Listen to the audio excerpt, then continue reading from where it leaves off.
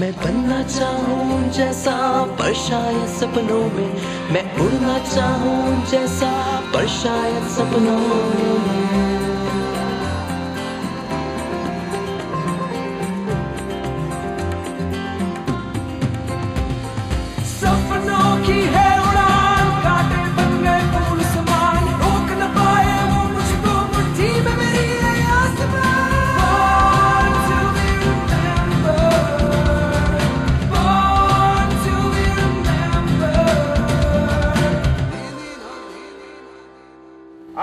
Dream that one day this nation will rise up and live out the true meaning of its creed. I have a dream that one day on the red hills of Georgia, the sons of former slaves and the sons of former slave owners will be able to sit down together at the table of brotherhood. I have a dream that my poor little children will one day live in a nation where they will not be judged by the color of their skin, but by the content of their character. I have a dream today. Good morning, friends. आज से लगभग 45 साल पहले Martin Luther king ने अपने एक भाषण में कहा था, ये हर उस इंसान के लिए है जो जिंदगी में कुछ कर गुजरना चाहता है। सिर्फ सफल होना ही मकसद नहीं है, बल्कि कुछ ऐसा कर जाना हो जिससे वो इतिहास के पन्नों में सदियों बाद भी जिंदा रहे। हमारे programme born to be remembered का मकसद यही है कि हम उन नगीनों की जिंदगी से आपको रूबरू करवाएं जो अपने बेमिसाल काम से हर किसी के जहन में छा गए, चाहे वो आज का इतिहास बन चुके हों या अभी भी दुनिया में अपने हुनर का झंडा लहरा रहे हों। तो ऐसे ही कुछ खास लोगों की खास कहानी लेकर आज हम फिर से हाजिर हैं बॉर्न टू बी रिमेम्बर्ड में। लेकिन सबसे पहले बारी है इतिहास के पन्नों के कुछ ऐसे इंसिडेंट जानने की जो आज की तारीख को खास बनाते हैं।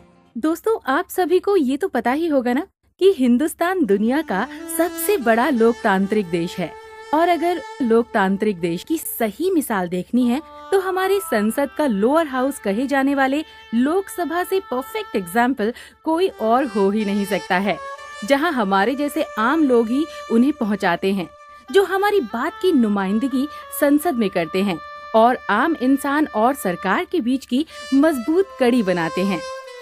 अब आप फिर से सोच रहे होंगे कि कल मैं रेलवे पर अटक गई थी और आज पार्लियामेंट में। वो ऐसा इसलिए है जनाब, क्योंकि आज ही के दिन 61 साल पहले हमारी पहली लोकसभा का गठन हुआ था। सन 1952 में जब पहली बार आजाद भारत की पहली सरकार ने अपना काम शुरू किया और लोकतंत्र के इस मंदिर की शुरुआत हुई। इस लोकसभा पक्ष में जहां थी इंडियन नेशनल कांग्रेस, जिसने हिंदुस्तान के पहले आम चुनाव में 75% से ज्यादा वोट्स पाकर सत्ता में आए जवाहरलाल नेहरू बने पहले प्राइम मिनिस्टर। हमारी इस पहली लोकसभा के पहले स्पीकर या अध्यक्ष थे श्री जी.वी. मावलंकर। इसमें 245 मेंबर्स ऑफ पार्लियामेंट चुनकर आए थे। फ्रेंड्स, तो अब हम आपको संसद के गलियारों से लेकर चलते हैं दक्षिण भारत में और बात करते हैं इतिहास में दर्ज उस हस्ती की जिसने हमेशा अपने हक और अपनी आजादी की लड़ाई लड़ी। हम बात करेंगे धीरन चिन्नमलाई की।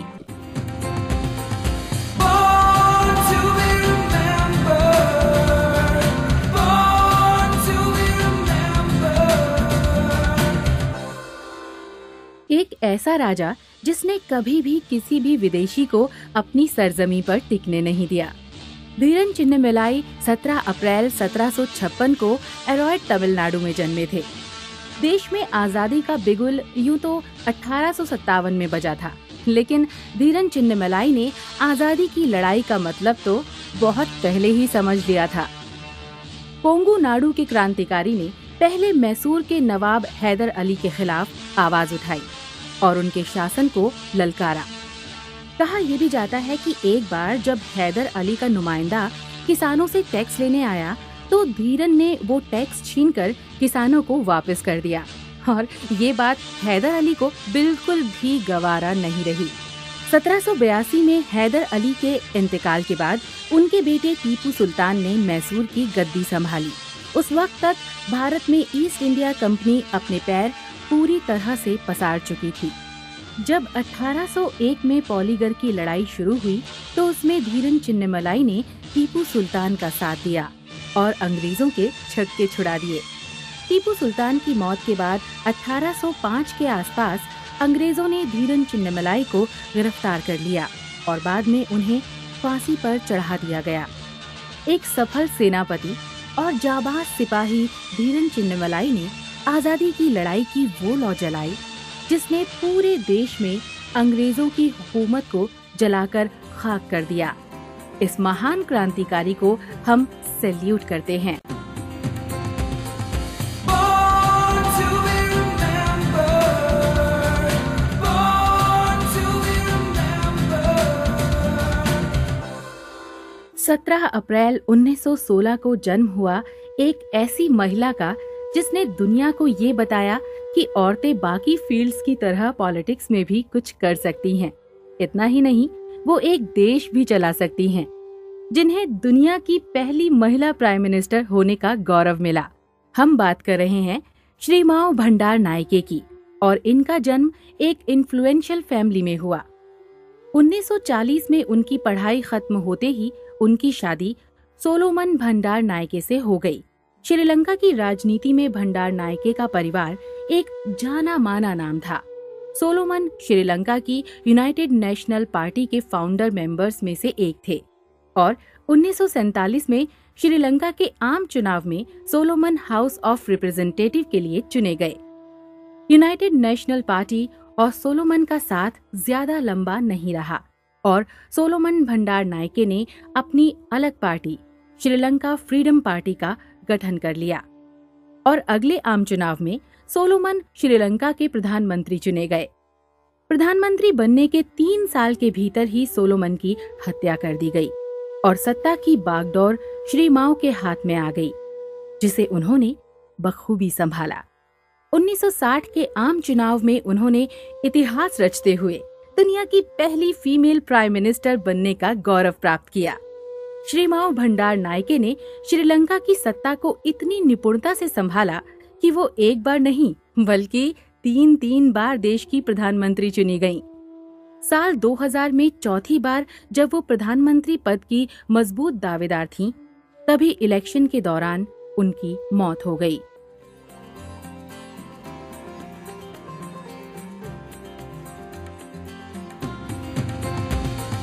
Born to be remembered, born to be remembered. तो लिसनर्स, अब बात उस पर्सनैलिटी की जिसने इन्वेस्टमेंट की ABC दुनिया को सिखाई, यानी JP मॉर्गन की, जिनका आज से लगभग 250 साल पहले यानी 17 अप्रैल 1837 को यूनाइटेड स्टेट्स ऑफ अमेरिका में जन्म हुआ। इनका पूरा नाम जॉन पियरपॉन्ट मॉर्गन था। मॉर्गन को बैंकिंग या इन्वेस्टमेंट का खेल थोड़ा बहुत बचपन में ही समझ आने लगा था, क्योंकि उनके पिता एक सफल बैंकर थे। सो कॉमर्स में इनका इंटरेस्ट होना लाजमी था। अपनी पढ़ाई पूरी करने के बाद मॉर्गन ने अपने पिता को ज्वाइन कर लिया।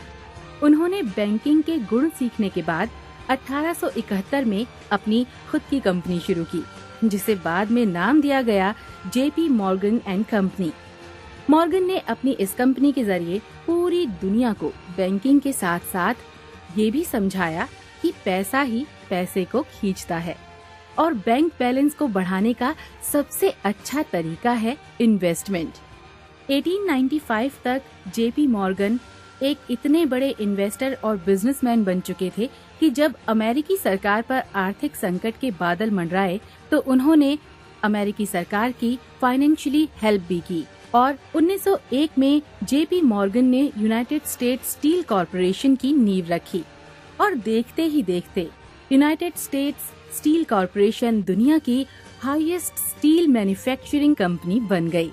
बैंकिंग और इन्वेस्टमेंट के अलावा मॉर्गन की पहचान एक आर्ट कलेक्टर के तौर पर भी है। शायद ही बहुत कम लोग जानते होंगे इस बात को कि वो कला के इतने बड़े पारखी थे कि उनके पास दुनिया की सबसे बेहतरीन कलाकृतियों का कलेक्शन था और उसको बाद में उन्होंने मेट्रोपॉलिटन म्यूजियम ऑफ आर्ट को डोनेट कर दिया। इन सब के अलावा जेपी मॉर्गन एक नेक दिल इंसान भी थे। वो कहते हैं ना कि जिसको कला की परख होती है वो इंसान दिल से भी बहुत अच्छा होता है। इन्होंने बिजनेस की दुनिया में जितना काम किया उतना ही इन्होंने समाज की भलाई के लिए भी काम किया। एक बैंकर, एक फाइनेंसर, एक आर्ट कलेक्टर और एक नेक दिल इंसान जॉन पियरपॉन्ट मॉर्गन ने 31 मार्च 1913 को इस दुनिया को अलविदा कह दिया।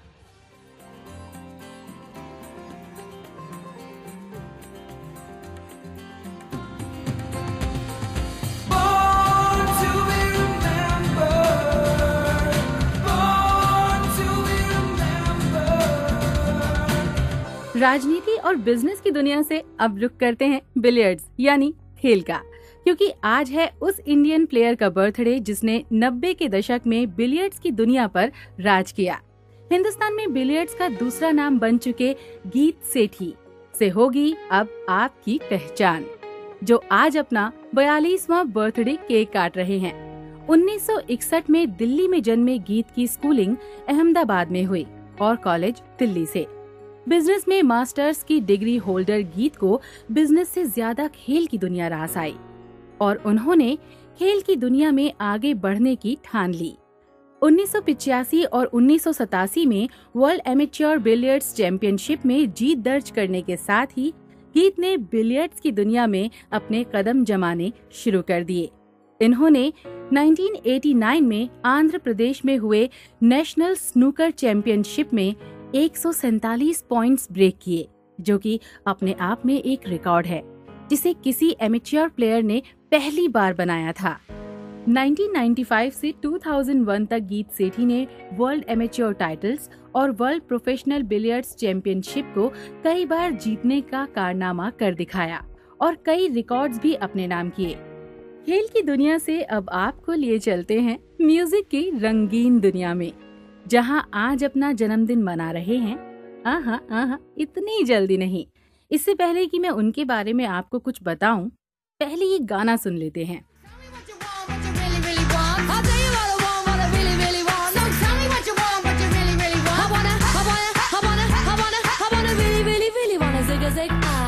If you want my future, forget my past.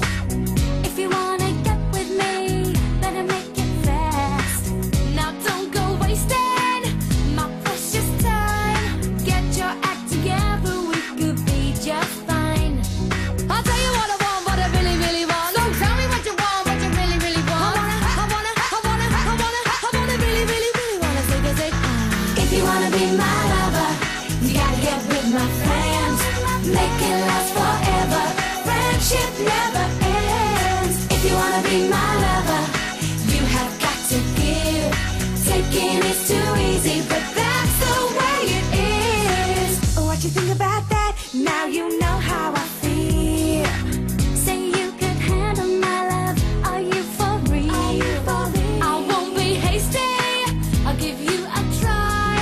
If you really bug me, then I'll say goodbye. Yo, I'll tell you what I want, what I really, really want. So tell me what you want, what you really, really want.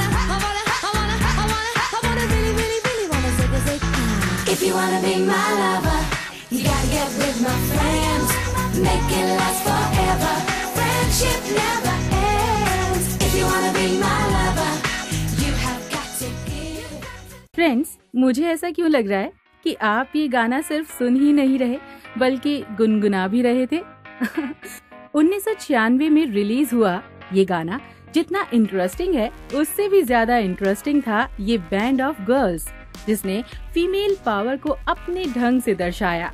The spice girls नाम से मशहूर band of girls mid 90s में suddenly एक world wide sensation बन गया, selling more than 75 million record worldwide in 1995। इस ही band of girls में एक ऐसी गायिका भी थी जो आज तक की one of the most photographed women in the world हैं। अगर अब भी आप हमारी अगली बर्थडे पर्सनालिटी को नहीं पहचान पाए हैं ना, तो हम आपको एक और क्लू देते हैं। चलिए पहचानिए। इस चुलबुली सिंगर की शादी विश्व प्रसिद्ध फुटबॉलर डेविड बेकहम से सन 1999 में हुई और उनका पॉपुलर ग्रुप या स्क्रीन नाम है पॉश स्पाइस। हम बात कर रहे हैं विक्टोरिया एडम्स यानी विक्टोरिया बेकहम की। आज ही के दिन सन 1974 में विक्टोरिया एडम्स इंग्लैंड के एक नामी गिरामी परिवार में पैदा हुई। पॉप स्टार की इस इमेज से पहले विक्टोरिया ने अपनी रुचि बैले में दिखाई, जिसके बाद वो लंदन शिफ्ट हो गयी अपना डांसिंग करियर बनाने के लिए। स्पाइस गर्ल्स ने सन 1996 में अपनी डेब्यू एल्बम स्पाइस को रिलीज किया और dance pop song Wannabe 1997 American chart busters पर टॉप करता हुआ दिखा। उसी एल्बम का दूसरा गाना say you will be there Billboard 200 chart list में तीसरे स्थान पर रहा। अगस्त 2012 में विक्टोरिया बेकहम ने लंदन में आयोजित समर ओलंपिक गेम्स की क्लोजिंग सेरेमनी में परफॉर्म किया। बेकहम सून वेंट सोलो। 2001 में विक्टोरिया बेकहम ने एक सेल्फ टाइटल्ड एल्बम रिलीज की।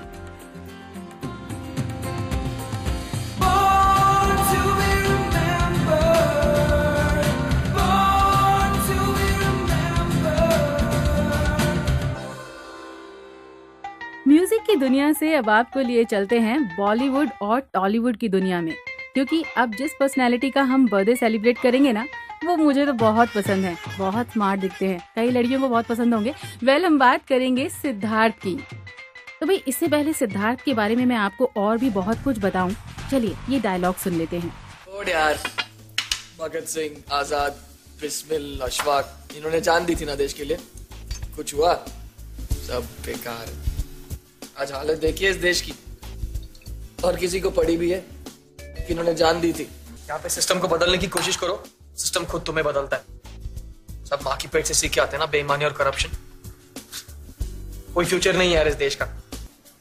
अगर तुम्हें इतना प्रॉब्लम है तो तुम बदलो ना इस देश को, ये तुम्हारा भी देश है। पॉलिटिक्स ज्वाइन करो, पुलिस या आईएएस में भर्ती हो जाओ, बदलो चीजों को। लेकिन तुम नहीं करोगे, और मैं बताऊं क्यों?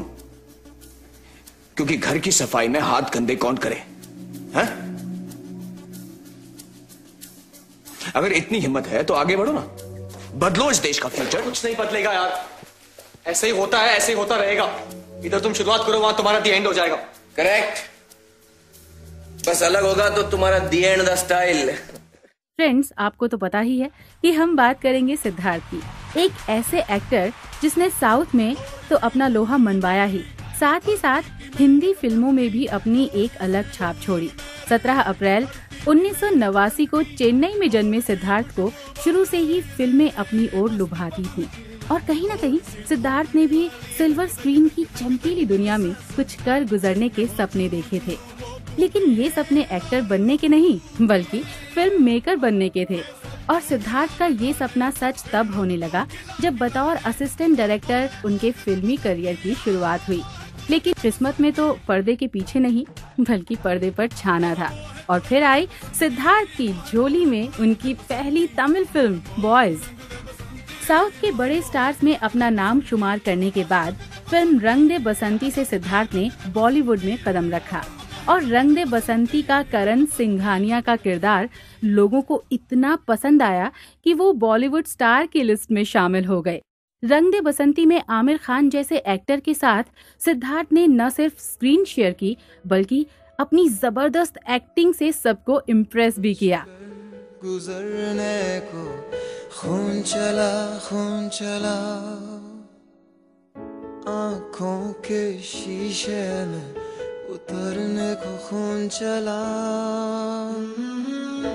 बदन से टपक कर ज़मीं से लिपट कर, गलियों से रस्तों से उभर कर उमड़ कर,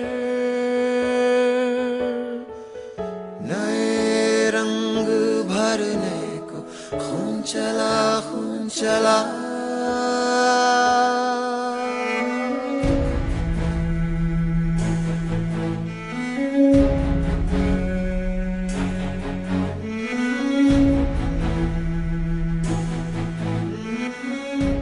खुली सी चोट लेकर, बड़ी सी टीस लेकर,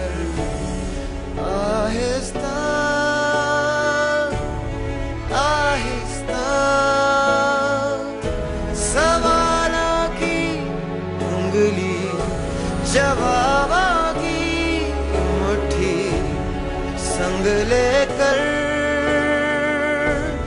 खून चला कुछ कर गुजरने को खून चला आंखों के शीशे में उतरने को खून चला। रंग दे बसंती के बाद स्ट्राइकर और उनकी हाल ही में रिलीज फिल्म चश्मे बद्दू जैसी फिल्में करके सिद्धार्थ अब हिंदुस्तान के बेहतरीन एक्टर के तौर पर अपनी पहचान बना चुके हैं। ऐसी ही हिंदी फिल्मों के एक और सितारे का जन्मदिन हम अगले एपिसोड में मनाएंगे। अभी फिलहाल मैं चलती हूँ, आपसे विदा लेती हूँ। कल फिर मिलेंगे। Bye bye. मैं बनना चाहूँ जैसा पर शायद सपनों में, मैं उड़ना चाहूँ जैसा पर शायद सपनों में।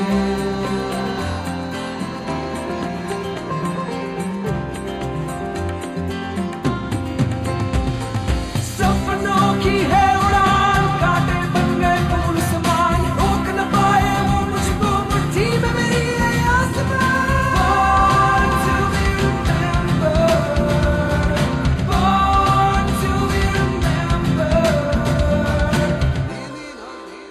इस कार्यक्रम के कार्यकारी निर्माता जैनेंद्र सिंह।